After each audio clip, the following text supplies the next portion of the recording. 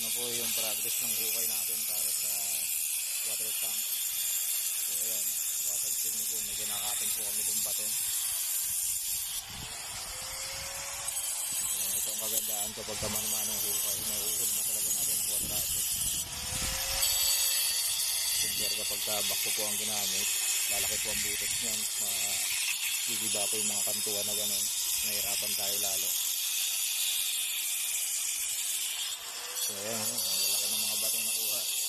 Napakahirap. Hirap na hirap silang ukayin.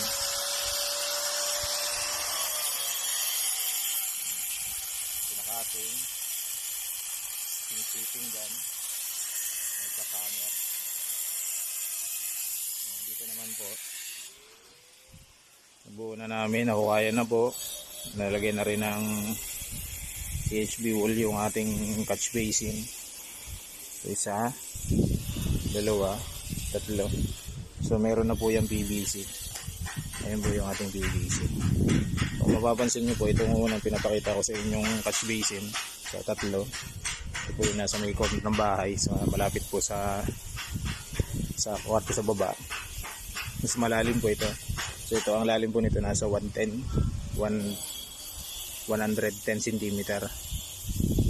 So bakit po yung ating tubo doon ay medyo nakaangat siya, hindi siya nakadikit doon sa mismong flooring niya? Dahil yung pong baba na yun, doon po may ipon ngayon yung mga debris o yung mga dumi na makukulik ngayon dito sa ating catch basin. So from there, yung pinakababa pong flooring yan, maglalagay po tayo ng isang tubo.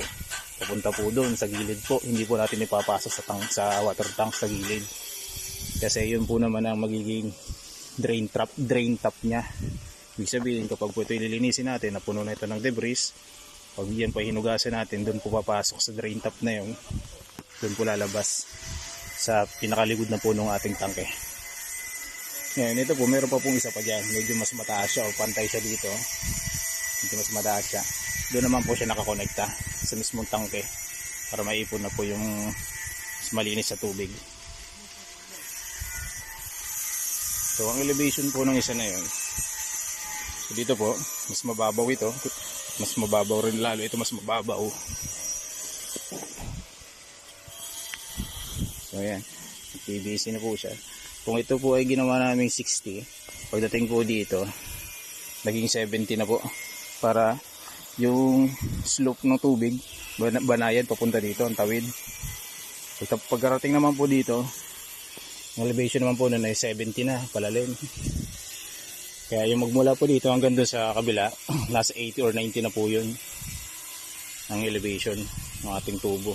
Kaya ang tubig po niyan, magmula po doon sa unang catch basin, dire-diretso hanggang doon sa kabila, pinakadulo. So magmula po doon, yung elevation na 70 or 80 na elevation ng tubo, pupunta naman yun, diretso na papunta doon. So yung pinakamababa na tubo, yun na po yung drain top natin. So ito po, pakikinisin po ito. And then lalagyan namin ito ng cover.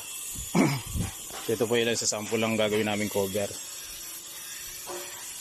So pinapabricate po na po namin ito. Nangyari po dyan ay lalagyan namin ng bakal yan, and then bubuhusan po namin. Kasi papatong na lang po namin dito. May hawakan po siya para just in case na kailangan natin buklatin, kailangan natin linisin, madali siyang tanggalin, madali siyang linisin.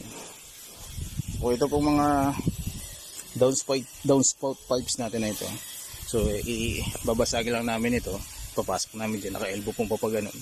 Bali itong elbow na ito, mapupunta siya doon sa parting gitna na yun para salon-salo po ang tubig. Yan pong tatlo na yun, magiging ganun po ang ano natin dyan, ang downspout pipe.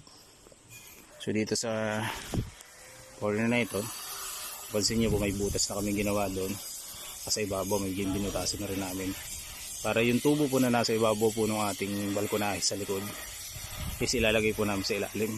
Naka ano po siya, naka elbow po sa loob, dito po ang labas, para hindi na po siya maging obstruction dun sa ibabaw po ng ating slab. Same case po na mangyayari dito sa isa na to. So dun po sa napag-usapan po nating wall, pero po siya ditong wall. So para po hindi na to hindi naman ma-expose itong tubo natin. Bubutas na lang po uli namin yan dito, tulad po ng ginawa namin sa isa. Butas yan, mababa po papunta doon sa ating catch basin. Ayun po, nagbutas na po kami. So lalakihan na lang po yung butas na yun, lulusot po yung tubo doon. Pili kong pa ganyan, diretso sa baba.